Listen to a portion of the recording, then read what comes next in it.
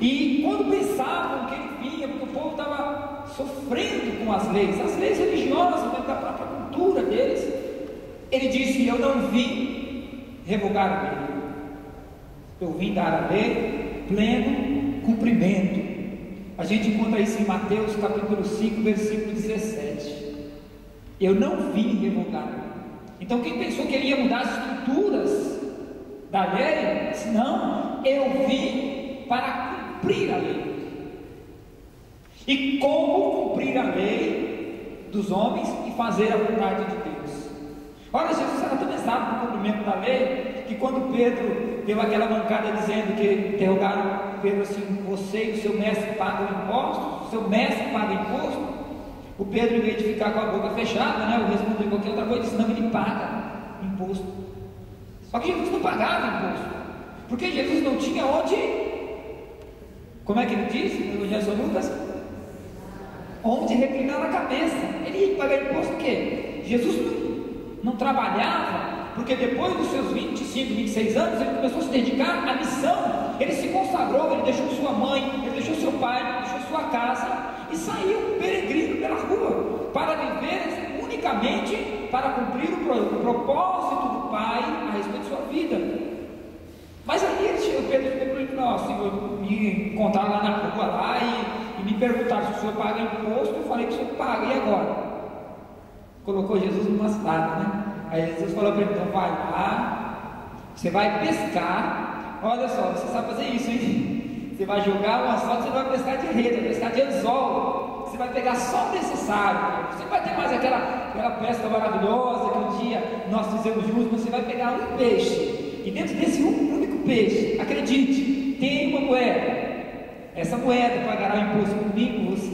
E quando Pedro presenciou esse milagre e pagou aquele imposto, os olhos das pessoas se voltaram para o mestre, e alguém lhe perguntou assim: é justo pagar imposto? E todo mundo, todo o povo sabia que não era. Só que ele dissesse que não era justo, ele seria preso e poderia ser morto ali mesmo, não cumpriria a vontade de Deus. Ele teria que viver e passar por tudo aquilo que ele mesmo anunciava. É preciso que o Filho do Homem seja perseguido, seja preso e sofra muito, e depois morra, e no terceiro dia vai ressuscitar. Então ele não podia dizer que era injusto.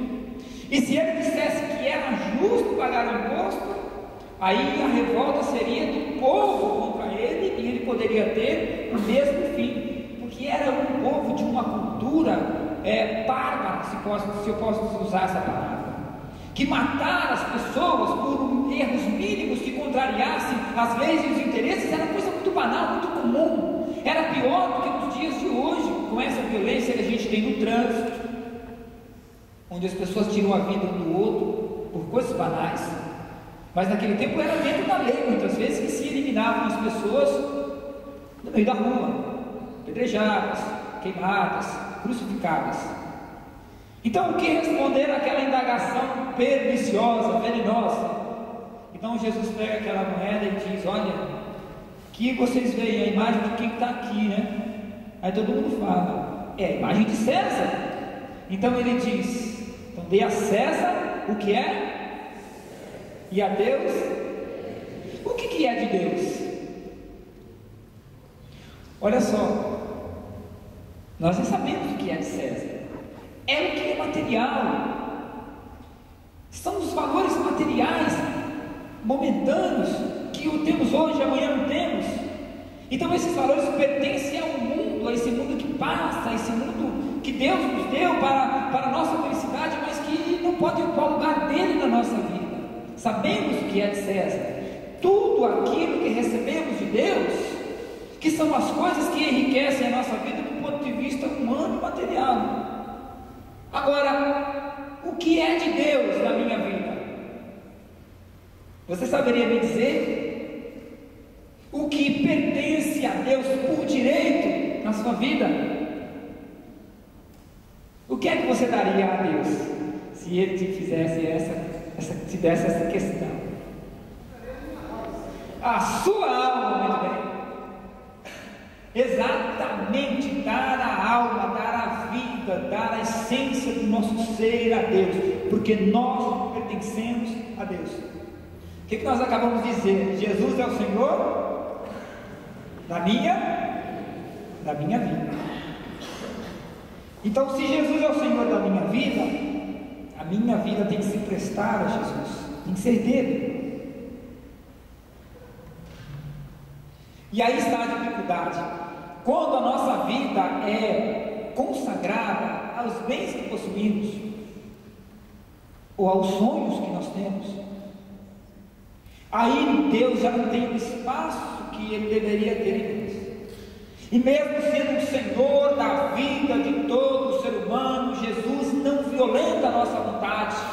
E aquele que quiser escravizar-se para as coisas do mundo vai fazer isso com muita facilidade, porque Jesus quer a gratidão do nosso coração. Jesus quer a nossa vida de uma forma espontânea, de uma forma como aquela que a gente faz no momento do nosso ofertório na missa. Cada um se levanta e leva até o altar a oferta que o seu coração manda. Assim é a nossa vida diante de Deus. Ele não quer tomá-la à força, Ele quer recebê-la como gratidão, como reconhecimento de que nós realmente pertencemos a Ele. Ora, no capítulo 6 de São João, Jesus chega, depois de ter feito aquela multiplicação dos pães, porque imagine você, meu irmão, eu não consigo entender isso. Uma multidão de milhares de pessoas ser alimentada com 5 pães e 2 peixes. Alguém consegue me explicar isso aqui? Alguém já conseguiu uma resposta para isso? Dá para imaginar? Uma multidão de pessoas seja alimentada por 5 pãezinhos e 2 peixinhos? Dá para imaginar isso? Nas contas, na lógica humana, isso é possível? Não consigo imaginar. Não dá. Mas aquele povo viu isso com seus olhos. Aquele povo participou desse milagre. E mais, de 5 pãezinhos sobraram 12 cestos. Dá para imaginar isso? Então o povo ficou encantado com assim, esse homem aí vai resolver todos os nossos problemas. Lá no capítulo 6 diz assim, que eles se reuniram e quiseram dar um trono para Jesus, mas César já tinha o seu trono. Olha só a diferença de Jesus, as expectativas que Jesus veio gerar no nosso coração, trazidas para os dias de hoje. Ora, Jesus não veio ocupar o lugar do imperador, Jesus não veio ocupar o lugar das autoridades públicas, e muito menos das autoridades religiosas. Assim como nos dias de hoje, nós queremos colocar a razão no lugar da fé, e a igreja nos ensina que nós temos que ter as duas coisas, mas a gente aprende que pela razão, a religião é uma loucura, uma coisa de pessoas débeis mentais, tirando cada vez mais a essência do nosso ser, essa transcendência que o ser humano tem, que o diferencia de todos os animais, né? O ser humano transcende a sua experiência humana, os animais não. E isso tem a ver com a nossa espiritualidade. Ora, Jesus não veio ocupar o lugar das autoridades, então ele não aceitou ser chamado de rei, aquele rei de momento. E em certa ocasião ele diz: o meu reinado não é deste mundo. Ele diz para Pôncio Pilatos: mas acaso és rei? Ele diz: tu dizes que eu sou rei. Mas acaso és rei? Sim, eu sou rei, mas o meu reinado não é deste mundo, né? Que é o que a gente precisa entender nos dias de hoje. É claro que nós temos que viver essas responsabilidades, claro que nós temos que desenvolver a nossa mentalidade, a nossa razão, a nossa vida cotidiana comum, porque Jesus não veio para suplantar essas coisas na nossa vida, Ele veio para colocar ordem nessas coisas.